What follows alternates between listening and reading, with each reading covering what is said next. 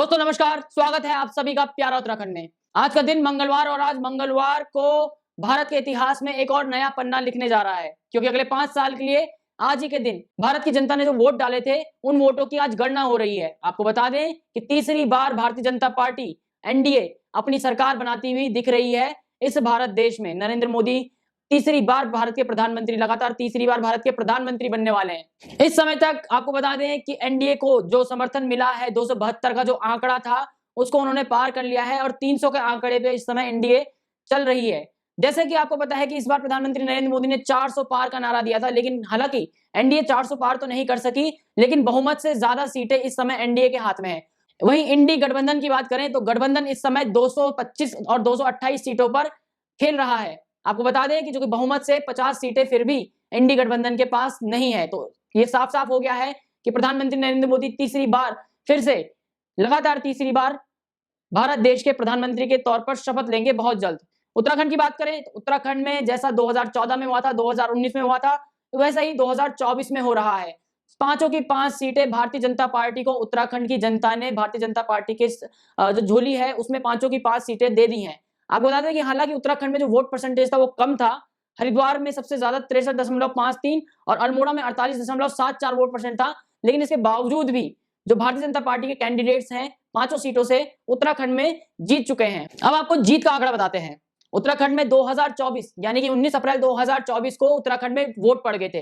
Vote पड़ने के बाद 1.5 महीने इंतजार के बाद आज 4 जून को जब गिनती शुरू हुई तो सबसे पहले आपको बताते हैं टिहरी गढ़वाल के बारे में। टिहरी गढ़वाल में जो प्रत्याशी थे भारतीय जनता पार्टी की माला राज्य लक्ष्मी शाह, कांग्रेस के जोत सिंह गुनसोला और निर्दलीय उम्मीदवार बॉबी पवार, इन तीन के बीच कड़ी टक्कर शुरुआत से ही जो जनता थी टिहरी की वो ये कह रही थी इन तीनों के बीच ही कड़ी टक्कर होगी। लेकिन आपको बता दें टक्कर जोत सिंह गुनसोला और बॉबी पवार के बीच ही रही। माला राज्य लक्ष्मी शाह ने 2,65,536 वोटों से, इतने ज्यादा अंतराल से इन दोनों को ही हराया। माला राज्य लक्ष्मी शाह को 53.87% वोट मिला। उनका जो टोटल काउंट था वोटिंग का वो 4,52,096 था। वहीं दूसरे नंबर पर जोत सिंह गुनसोला आए, कांग्रेस 22.23% बता दें वोट शेयर है जोत सिंह गुनसोला का, 1,86,560 वोट मिले हैं। वहीं बॉबी पवार निर्दलीय उम्मीदवार थे, इस बार के काफी चर्चा में रहे हैं पिछले 3-4 सालों से, और इस बार उन्होंने चुनाव लड़ने की सोची, चुनाव में अपने हाथ आजमाने की सोची। उनका वोट परसेंट 18% था, उनको मिले 1,60,139 वोट।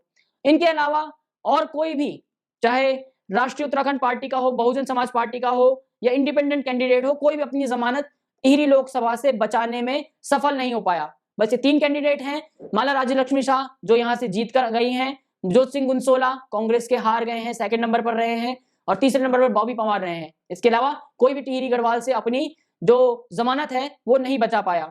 दूसरी सीट की बात करें, दूसरी सीट गढ़वाल की है, पौड़ी गढ़वाल की। पौड़ी गढ़वाल की सीट में आपको बता दें कि इस बार राज्यसभा सांसद, पूर्व राज्यसभा सांसद अनिल बलूनी अपना हाथ आजमा रहे थे। भारतीय जनता पार्टी या चाहे कांग्रेस हो, दोनों ने इस बार अपने जो कैंडिडेट्स हैं उनको चेंज किया। पहले तीरथ सिंह रावत 2019 में यहां से जीते थे, लेकिन तीरथ सिंह रावत पे भारतीय जनता पार्टी ने भरोसा न करके अनिल बलूनी पे भरोसा किया, और उनका ये भरोसा कामयाब भी रहा, क्योंकि अनिल बलूनी पौड़ी की सीट से 1,54,454 वोटों से जीत चुके हैं। आपको बता दें कि अनिल बलूनी को 58.39 वोट शेयर मिला है।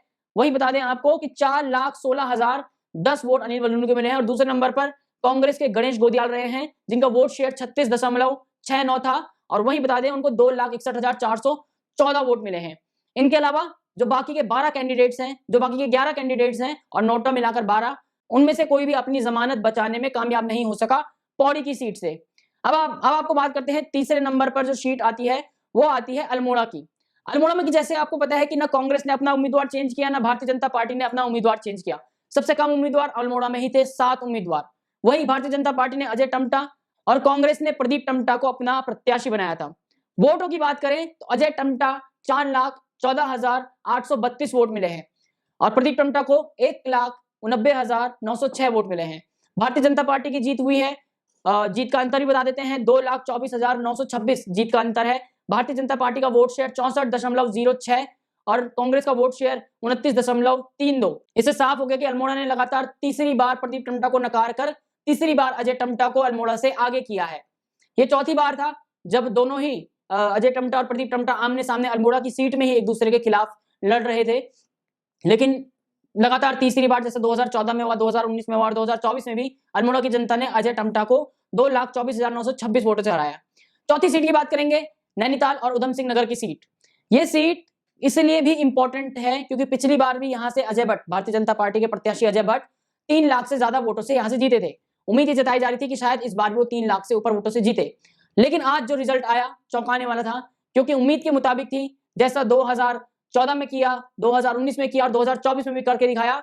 3,33,123 वोटों से अजय भट्ट यहां से जीते हैं नैनीताल और उधम सिंह नगर की सीट से। आपको बता दें कि इस साल 2024 में अजय भट्ट के सामने एक युवा प्रत्याशी प्रकाश जोशी को इस बार कांग्रेस ने प्रत्याशी बनाया था। इतने सारे कांग्रेस के पास नाम थे। यशपाल आर्या बड़े नेता है जो कि उम्मीदवार थे नैनीताल की सीट से। भुवन कपाड़ी थे जिन्होंने कि सीएम धामी को विधानसभा चुनाव में हराया था, बहुत बड़े नाम है, विपक्ष के नेता है। उनको टिकट न देकर प्रकाश जोशी पर इस बार भरोसा किया और हुआ क्या नतीजा। हालांकि कांग्रेस ने प्रकाश जोशी पर भरोसा किया, लेकिन जनता ने प्रकाश जोशी और कांग्रेस पर इस बार भरोसा नहीं किया। जनता ने 3,33,123 वोटों से कांग्रेस को हरा दिया है। अजय भट्ट को बता दें आपको मिले 7,72,671 वोट, यानी कि भारतीय जनता पार्टी का वोट परसेंटेज यहां पर 60% से ऊपर था, 61.03। वहीं प्रकाश जोशी की बात करें तो प्रकाश जोशी को मिले 4,38,123 और कांग्रेस का वोट परसेंट था 34.61।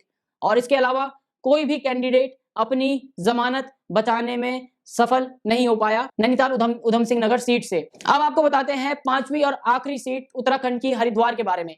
हरिद्वार में काफी कड़ा मुकाबला था, त्रिकोणीय मुकाबला ये कहा जा रहा था चुनाव होने से पहले, क्योंकि हरिद्वार में भी रमेश पोखरियाल निशंक को भारतीय जनता पार्टी ने टिकट न देकर पूर्व मुख्यमंत्री त्रिवेंद्र सिंह रावत पर भरोसा किया।